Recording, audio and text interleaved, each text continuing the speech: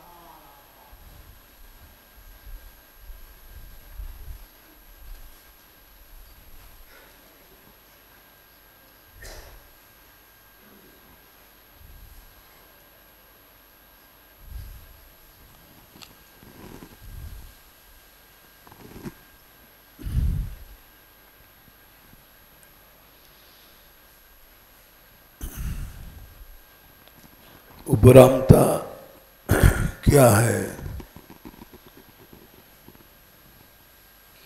भगवान ने बताया, जब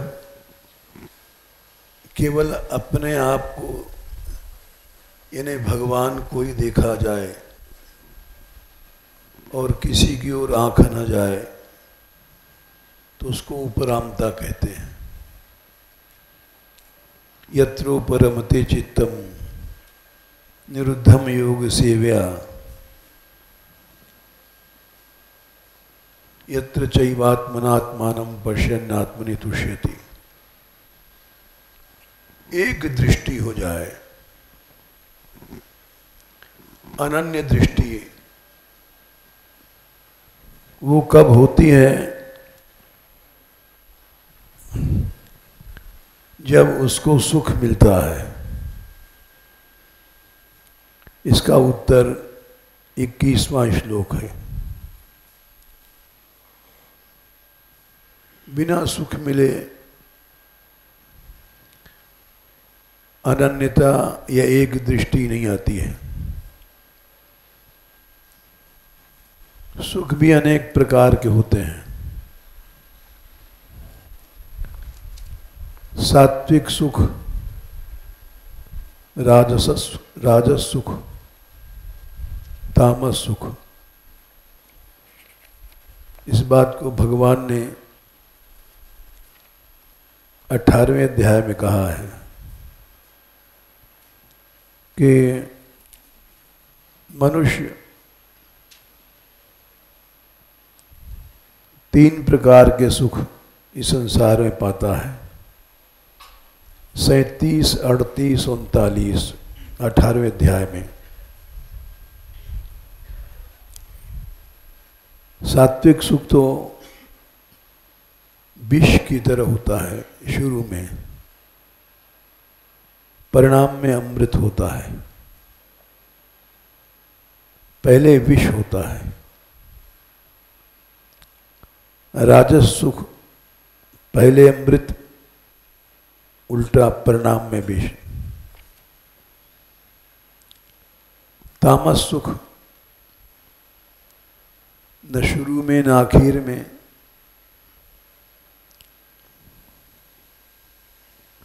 वो सदा मोह में, पशु वृत्ति में रहता है। जैसे पशु हैं, कुत्ता बिल्ली वगैरह, इनको पता ही नहीं है कि अधिकतर संसार के जीव तामस सुख में लीन हैं। उनको पता नहीं है कि हम मरेंगे, मरने के बाद क्या होगा, हमारा क्या गति होगी मरने के बाद। अग्रे परिणाम को नहीं सोचते हैं, तो तामस सुख में हैं। खा लिया, पी लिया, भोग लिया, मर गए। न अग्रे की पहचान, न परिणामे की पहचान। वो तामस सुख है। सारा संसार तामस सुख में लीन है। राजस सुख भी नहीं मिलता है सबको। वो शुरू में अमृत की तरह विषय सुख,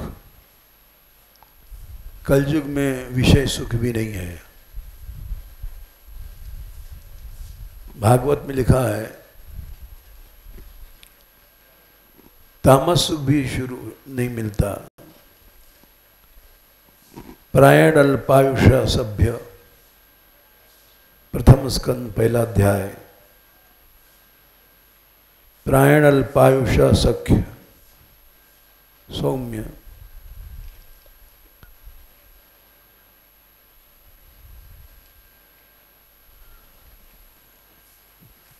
प्रायण अल्पायुषा सभ्य क्या है?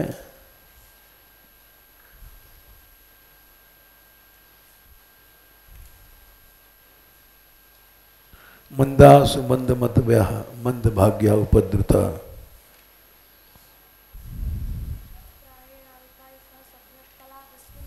हाँ, कलऊ क्या संख्या है? 10। 1 सही 1/10। कलयुग में थोड़ी सी उम्र होती है। पहले तो लाख लाख वर्ष की उम्र होती थी, हजारों वर्ष की आयु होती थी। घटते घटते 100 भाई, 100 से भी नीचे 50, 60, 70, 80 में मर जाते हैं लोग। अल्पायुष, प्रायण अल्पायुषः सौम्य कला वे तस्मिन् युगे जना। क्योंकि मंदा, मंद मने आलसी, उनकी इंद्रियां मंद है, मन की चेतना मंद है। बुद्धि की चेतना मंद है, मंद बुद्धि वाले हैं। मंदा सुमंद मतयो, मंद भाग्य, भाग्य भी मंद होता है। भोग सामग्री नहीं मिलेगी, उपद्रता और तमाम उपद्रव, व्याधि, बीमारी, चिंता, सरकारी टैक्स, झगड़े, अशांति, उपद्रता, माने ये सब चीजें उपद्रव हैं। वे हर आदमी के पीछे लगी रहती हैं। तो इसलिए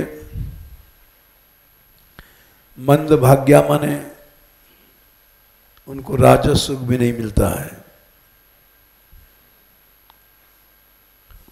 प्राचीन समय में मंदाग्नि तीव्र रहती, मंदाग्नि नहीं होती थी। 1-1 किलो घी खड़े होकर लोग पी जाते थे। अब तो डॉक्टर कहता है दूध भी मत पीना, उसको भी छान के पीना, घी खाओगे तो मर जाओगे। पुरानी जमाने में घृतम में चक्षु, घृतम में जीवनम, ये श्रुति कहती है घी ही जीवन है, घी ही चक्षु मने नेत्रेंद्रिय की ज्योति है, सब है। पृथ्वी लोक का अमृत कहा गया गाय के घी को। और अब छू नहीं सकते, खाओगे तो मर जाओगे, क्योंकि जठराग्नि मंद हो गई है। मंदा सुमंद मतयो, मंद भाग्या, मंद भाग्य माने भोग नहीं मिलेगा, उपद्रुत, तमाम उपद्रव, बीमारियां, चिंताएं ये घेरे रहती हैं, समस्याएं। इसलिए कलयुग में केवल तामस है, तामस सुख भी नहीं है, सुख नाम की चीजें ही नहीं है। प्राचीन काल में ये सब नहीं था, अल्पायु नहीं थे, पहले बहुत लंबी उम्र होती थी। भागवत में सबसे पहले अध्याय में सबसे पहली बात यही कही गई, क्योंकि ये हर आदमी को भोगना पड़ता है। ये परिस्थिति सबके सामने आती है। उम्र थोड़ी रहेगी, भोग सामग्री नहीं मिलेगी, मंद भाग्य। कमाओगे 4 पैसा तो खर्च है 10 रुपया, मंद भाग्य। उपद्रव बहुत हैं, घरों में शांति, बाहर शांति, परिवार में शांति, समाज में शांति। ये सब कलयुग में हर आदमी को भोगना है। इसीलिए भागवत बनी है कि आखिर जीव करे, उसका कल्याण कैसे होगा, जी ना। यही समस्या है कि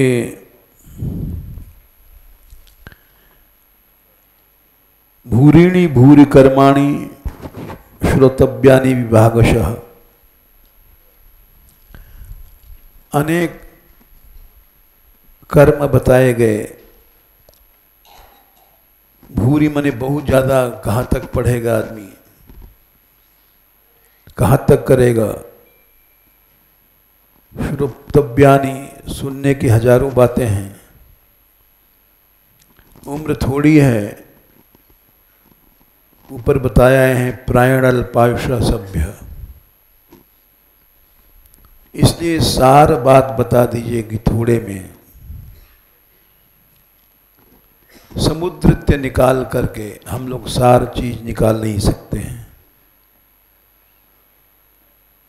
तो सार क्या है? सार यही है कि भगवान के शरण में रहने वाले संत मिल जाएं। इस कलयुग में भी ऐसे लोग हैं जो गंगा को पवित्र कर देते हैं। 15वां श्लोक इतनी बड़ी बात बताई है। यत्पाद संश्रयासूत मुनयः प्रश्मायना सद्यः पुनन्त्युपस्पृष्टा स्वरधुनि। गंगा जी अनुसेव्या, बहुत दिन के बाद पवित्र करेंगी, लेकिन जो भगवान के आश्रित भक्त हैं वो उसी समय पवित्र कर देते हैं।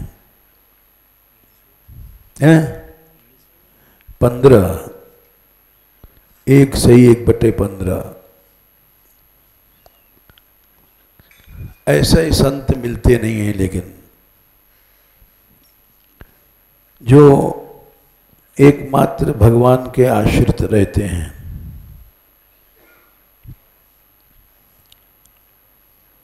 तो कलयुग में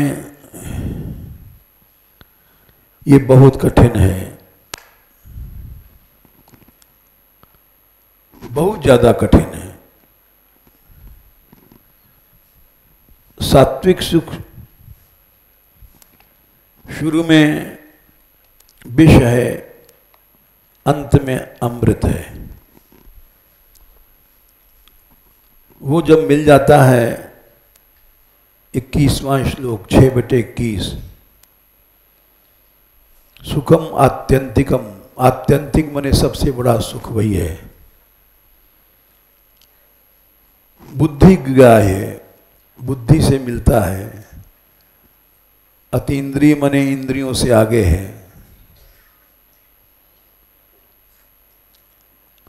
उसको पाने के बाद मनुष्य तत्व से नहीं चलता है।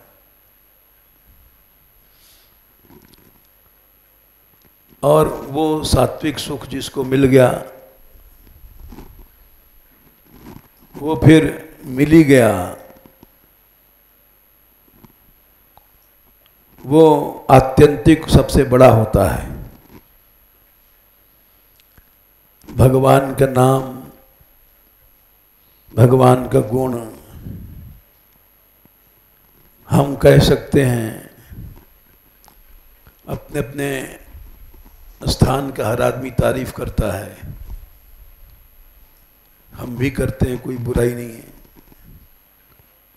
हमारे यहाँ अवश्य कुछ न कुछ सात्विक सुख है। इसका प्रमाण है कि बालक तो बड़े चंचल होते हैं, लेकिन ये बच्चियां चली गई थीं, चारों लौट आई, चारों आ गई वापस। हाँ क्योंकि इनको सात्विक सुख का अंश मिल रहा है यहाँ। यद्यपि इनमें इतनी बुद्धि नहीं है, पढ़ी लिखी नहीं है, लेकिन भगवान नाम में गाना, नृत्य करना, भगवत सेवा,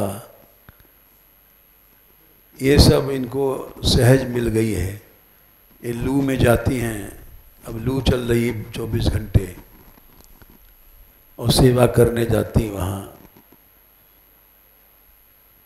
हम देखते हैं दोपहर में 2:30 बजे चल देते हैं। कोई सुख मिलता है, नहीं तो बच्चे तो काम कभी नहीं करते। सात्विक सुख मिलता है। अच्छा, तुम लोगों को वहां मन लगा था? नहीं लगा? देखो कैसे मूड हिलाते हैं जोर से।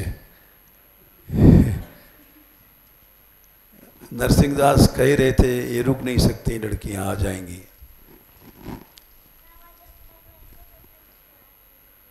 जब तक रहे तब तक। अच्छा। वाह, बोलो बोलो। क्या? भगवान नाम में मन लगता है।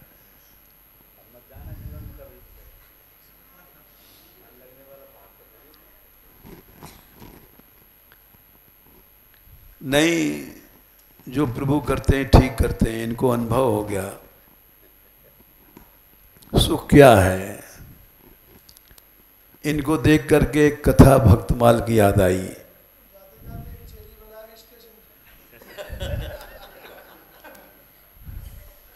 हाँ, तुम्हारे सत्संग से एक दो बच्ची आई, लेकिन अभी उनका मन लगा नहीं।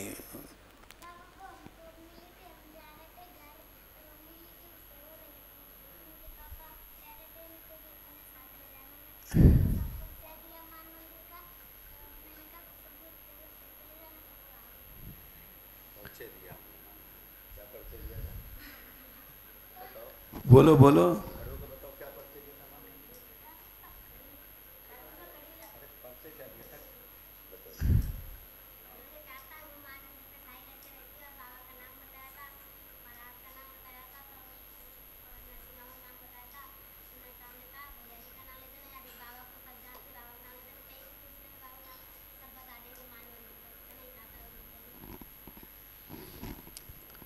तो अभी वो आ तो गई हैं, लेकिन उनका मन रात को बोले हम सो नहीं सकते अपने पिताजी के बिना। तो उनको समझाओ, हैं? अभी उनका मन लगता नहीं है। हाँ।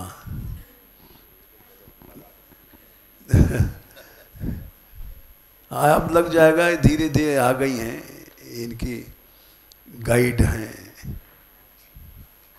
तो इनके साथ सब सुधार जाएंगी। बच्चे हैं, परिवार में प्रेम होता ही है। तो इनको देख करके कथा याद आई है हमको भक्तमाल की। गुंजामाली, गुंजामाली बड़े सिद्ध महापुरुष हुए हैं। वो लाहौर में रहते थे, जहां आजकल मुसलमानों का राज्य है। गुंजामाली का एक लड़का था, मर गया।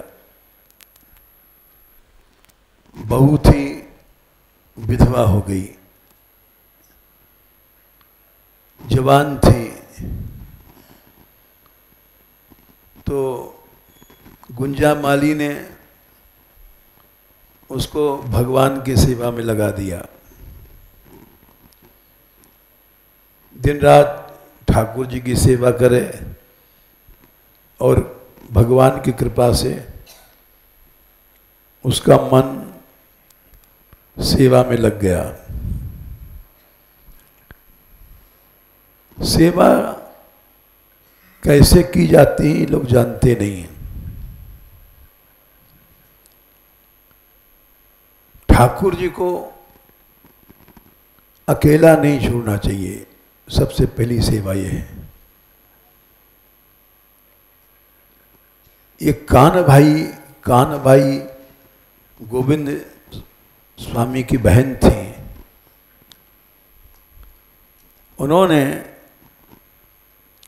बड़े बड़े गोस्वामियों को सुधारा। वो इतनी अच्छी भक्त थी।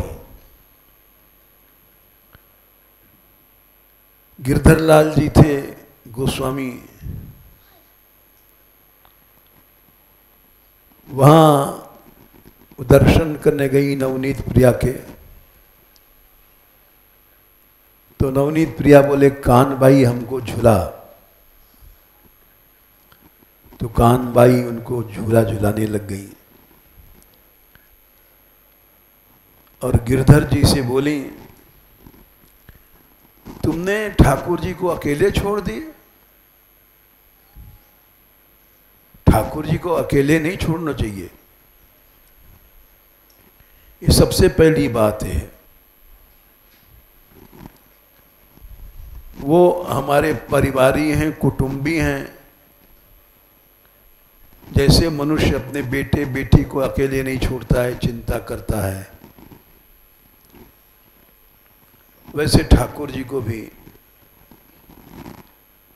इस तरह से ठाकुर सेवा शुरू करनी चाहिए।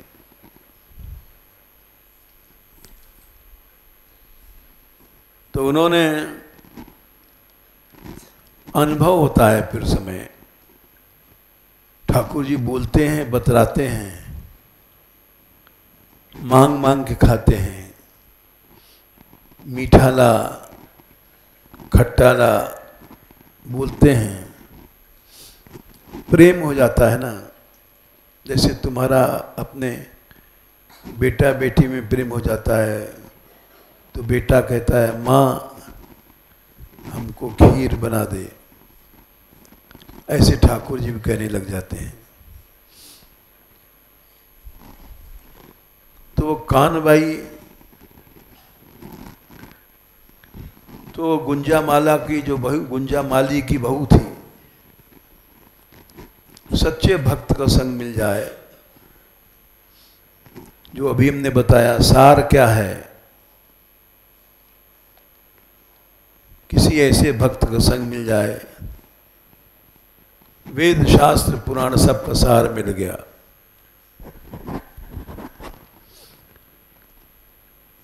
और वो सार ऐसा मिल जाए कि बस उसी जगह मन गड़ जाए, वही प्रेम फंस जाए। ये भागवत में भी कहा गया है, जब मेरे में और मेरे भक्तों में प्रेम हो जाता है, 5वां स्कंद 5वां अध्याय, तो उसकी पहचान क्या है? एवा मयीशे कृत सौदार्था, जब मुझ में प्रेम हो जाता है, क्या संख्या है? 3। तो दुनिया के लोगों में जो पेट भरने में लगे हैं, उदर पोषण में, चाहे रिश्तेदार है नातेदार है, वहां से मन हट जाएगा। जनेषु देहम भरवार्तकेषु और गृहेषु, स्त्री बच्चे आदि सबसे मन हट जाएगा। गृहेषु जायात्मजरातिमस्सु न प्रीति युक्ता, प्रेम नहीं रहेगा। यावद अर्थाश्च लोके, प्रयोजन मात्र बोलते हैं, प्रयोजन मात्र। यावद अर्थ माने ऐसा कि नहीं बैर कर रहे हैं, यावद अर्थ माने जितने आवश्यकता है बोल लिया, लेकिन मन नहीं लग गया वहां। मन लग गया भगवान में तो इन सब जगह से हट जा गया। तो गुंजामाली के पुत्र वधू, उसका सेवा में मन लग गया, और ठाकुर जी जहाँ आनंद रूप है, अधरम मधुरम बदरम मधुरम, सब कुछ मीठा मीठा है। उनका हंसना, उनका बैठना, हसितम मधुरम गमनम, चलना मीठा। तो वो वहाँ छोटे बच्चे रोज आते थे, खेलते थे। ये बात हमें याद आई इन चारों को देख के। बच्चों का मन वहाँ लगता है और ठाकुर जी का मन बच्चों में लगता है, क्योंकि बच्चे भी निर्मल मन के होते हैं। भगवान ऐसों से ही प्रेम करते हैं। तो एक दिन बच्चे खेल रहे थे, धूल मिट्टी उछाल रहे थे और उनके साथ गोपाल जी भी खेलते थे। बच्चों में ठाकुर जी बहुत प्रसन्न रहते हैं, तो उन्होंने बहुत धूल उड़ाई। ठाकुर जी भी धूल उड़ा रहे, बालकों में बालक बन जाते हैं। बच्चों में सभ्यता अभ्यता नहीं सोचना चाहिए, बाल लीला है, और उनको डांटना भी नहीं चाहिए कि बड़े चंचल हैं। सहज गति में निर्विकार भाव से रहते हैं। तो गुंजा माली की जो पुत्रवधू थी, उसने सब बच्चों में एक एक चांटा लगाया। तुम ऊधम करते हो, ठाकुर जी के कपड़े वस्त्र गंदा करते हो, जाओ भाग जाओ। निकाल बाहर कर दिया। अब बच्चे का तो स्वभाव ही होता है,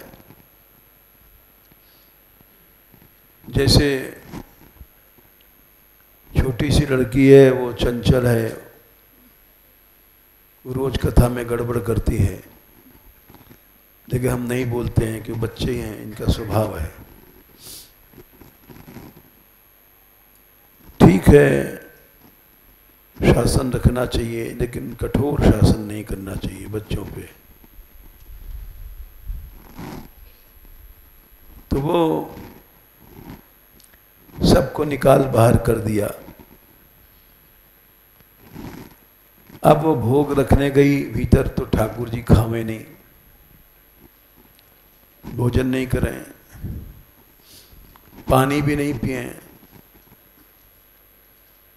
तो बड़ी उदास, बोले लाला, और दिन तो तुम मांग के खाते थे, आज बढ़िया बढ़िया मिठाई लाई हूं, तो खा नहीं रहे। तो ठाकुर जी बोले, क्या खाऊं, हमारे सखा तो तने मार के भगा दिए, मैं भोजन नहीं करूंगा।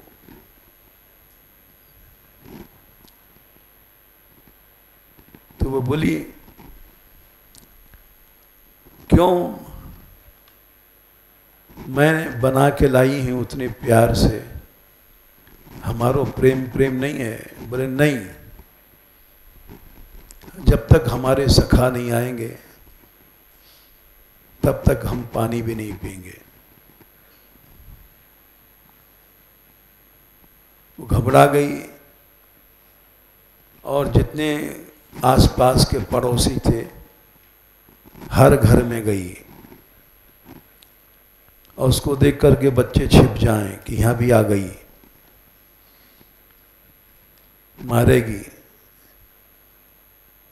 तो उसने जाकर के कहा, बच्चों तुम चलो, हमारे लाला भूखो है।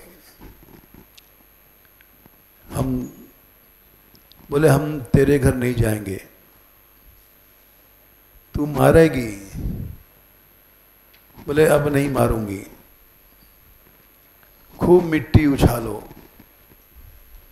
तुम्हारी मिट्टी उछालने से खुश है। सब बच्चों को बुलाई के लाई और खूब बच्चों ने ऊधम किया, खूब सबको मिठाई खिलाया। तो गुंजा माली के साथ उनकी पुत्र वधू का भी नाम जुड़ गया,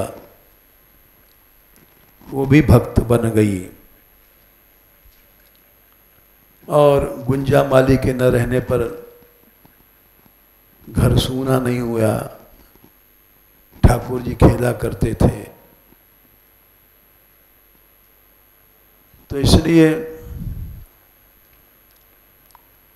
ये सब बच्चे लौट आए। इस घटना पर हमको गुंजा माली की कथा याद आई कि हमारे इन बच्चों में ठाकुर जी खेलते हैं, साक्षात रूप से खेलते हैं। रस रूप से तो खेलते ही हैं, साक्षात रूप से खेलते हैं।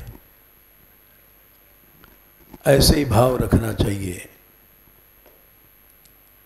इसलिए इसको आत्यंतिक सुख कहा गया है। इसके पाने के बाद मनुष्य का पतन नहीं होता है। सुखम आत्यंतिकम यत्तद् बुद्धिग्राह्यम अतीन्द्रियम, यतीन्द्रिय सुख है। इसको वेत्ति माने पाने के बाद तत्व से वो नहीं चलता है, वो फिर उसको वहीं आना पड़ता है। जय श्री राधे।